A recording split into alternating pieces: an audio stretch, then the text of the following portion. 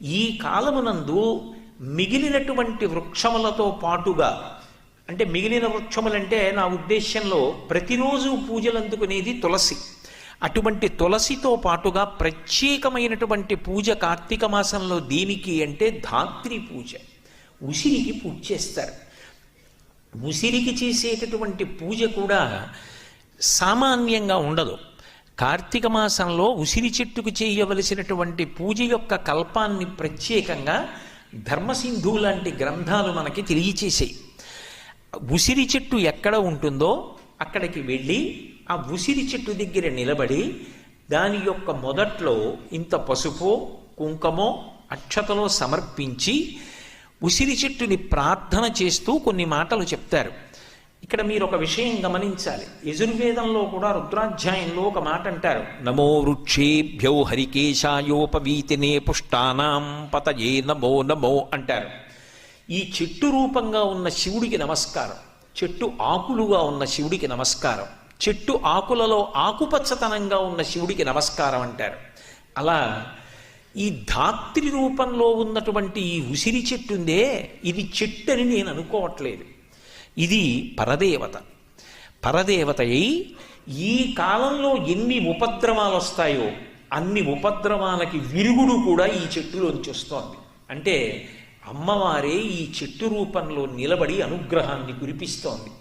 ప్రత్యేకించి శరదృతువులో కార్తీక మాసంలో ఇంత అనుగ్రహాన్ని వర్షించేటటువంటి ఈ చెట్టు లోపల పరదేవతయే ఉండి ఇదిగో ఇలా అనుగ్రహిస్తోంది. అందుకే మొట్టమొదటనే ఏం చెప్తారంటే ధాత్రీదేవి నమస్తుభ్యం సర్వపాపక్షయంకరీ పుత్రాం దేహి మహాప్రాజ్ఞే యశోదేహి బలంచమే. ఆ ఉసిరి చెట్టు దగ్గరికి వెళ్ళి నమస్కరించి మనం చెప్పవలసినటువంటి విషయాన్ని ఋషి దార్శనికుడై మన కొరకని మనం ఆ సమయంలో చెప్పలేకపోతామేమోనని ఆయనే మనకి అందించినటువంటి విశేషం. మేధాం ప్రజ్ఞాంచ సౌభాగ్యం విష్ణుభక్తించ శాశ్వతీం నీరోగం కురుమాం నిత్యం నిష్పాపం కురు సర్వదా. ఇది ఉసిరి చెట్టు దగ్గర కార్తీక మాసంలో తప్పకుండా చెప్పండి. ఒకవేళ ఎవరి ఇంటిలోనైనా ఉసిరి చెట్టు ఉందనుకోండి, వాళ్ళంత భాగ్యవంతులు ఎవరు ఉండరు.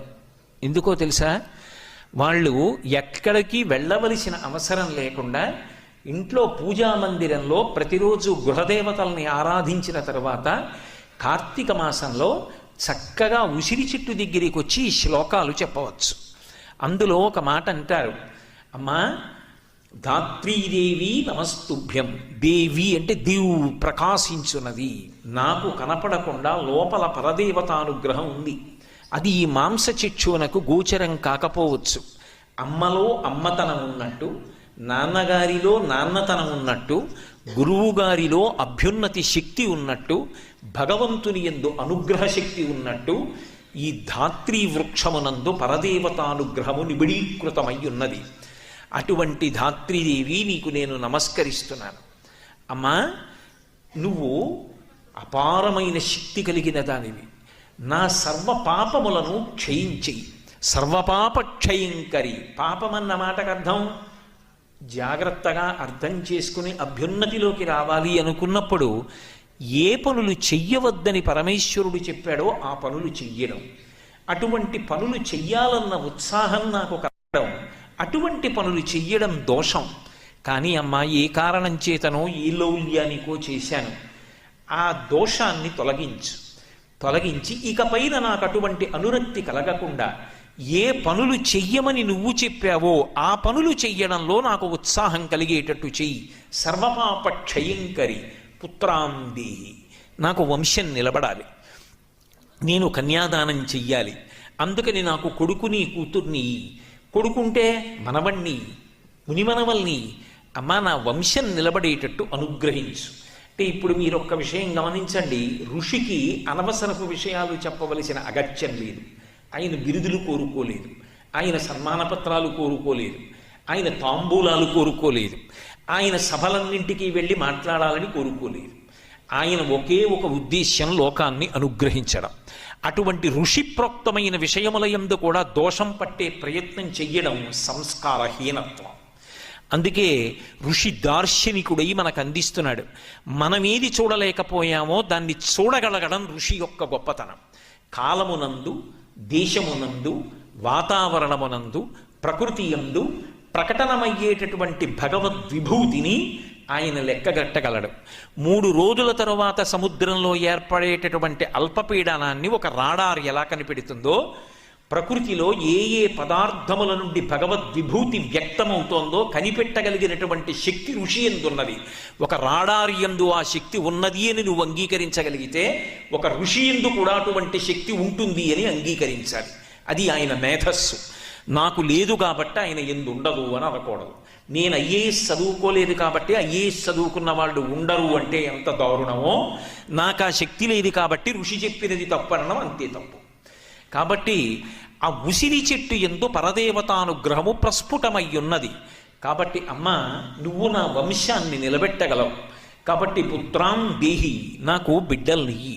అంతేకాదమ్మా, దానితో పాటుగా తల్లి మంచి పనులు చేసినవాడు అన్న కీర్తిని నాకి. అంటే నా మనసులోంచి మంచి పనులు చెయ్యాలన్న సంకల్పాలు కలగాలి. ఆ మంచి పనులు చెయ్యడానికి నేను దృఢదీక్షతో నిలబడాలి. మహాత్మా గాంధీ గారంతటి వారు తన జీవిత చరిత్రలో రాసుకున్నారు. అసలు జీవితంలో ఎక్కువ రాళ్ల దెబ్బలు ఎవరు తింటారు అంటే, మంచి పనులు చేద్దామని ఎవడు నడుం కట్టుకుంటాడో వాడికే ఎక్కువ రాళ్ల దెబ్బలు తగులుతాయి. చెడ్డ పనులు చేద్దామనుకున్నవాడు వాడి బతుకే అంతా అని వదిలేస్తారు. కానీ మంచి పనులు చేద్దామని నిలబడిన వాడు ఉంటాడే, వాడికే రాళ్ల దెబ్బలు ఉంటాయి. నేను నా జీవితంలో మంచి పని చేద్దామనుకున్న నాడు మొట్టమొదట జీవితంలో తెలుసుకున్న ప్రథమ సత్యం ఇదే అని రాసుకున్నారు గాంధీ గారు. కాబట్టి తల్లి, నాకు ఒక మంచి సంకల్పం కలగచ్చు, కానీ దాన్ని ఆచరణలోకి తీసుకొద్దామంటే ఎన్నో వ్యతిరేక శక్తులు బయలుదేరుతాయి. వాటి గురించి పట్టించుకోకుండా ముందుకెళ్ళడం మొదటి లక్షణం. పట్టించుకోకుండా ముందుకెళ్ళి మంచికి నిలబడగలిగినటువంటి ధృతి నిలబడి కీర్తివంతుడు కావడం నీ అనుగ్రహం చేత కలగాలి. లేకపోతే నాకెందుకు ఈ గొడవంతా అని వదిలిపెట్టేయచ్చు. అలా వదిలిపెట్టేయకుండా నిలబడగలిగినటువంటి ధృతిని నాకి, ఆ కీర్తిని నాకి, వాడిలా బ్రతకండి అని మా ఇంట్లో వాళ్ళు చెప్పుకోవాలి. అమ్మా, నన్ను అటువంటి యశోవిరాజితుణ్ణి చెయ్యి. అంతేకాదు, ప్రజ్ఞాం మేధాంచ సౌభాగ్యం, నాకు ప్రజ్ఞని, మేధస్సుని, సౌభాగ్యాన్ని, అన్నిటికన్నా అమ్మ నాకు విష్ణుభక్తించ శాశ్వతీ, శాశ్వతమైనటువంటి విష్ణుభక్తిని నాకు అనుగ్రహించు. తల్లి, నీరోగం కురుమాం నిత్యం, నా శరీరము రోగము లేకుండా ఉండేటట్టుగా చూడు. శరీరమునకు రోగం ఉండకూడదు, మనసుకి నిరుత్సాహం ఉండకూడదు.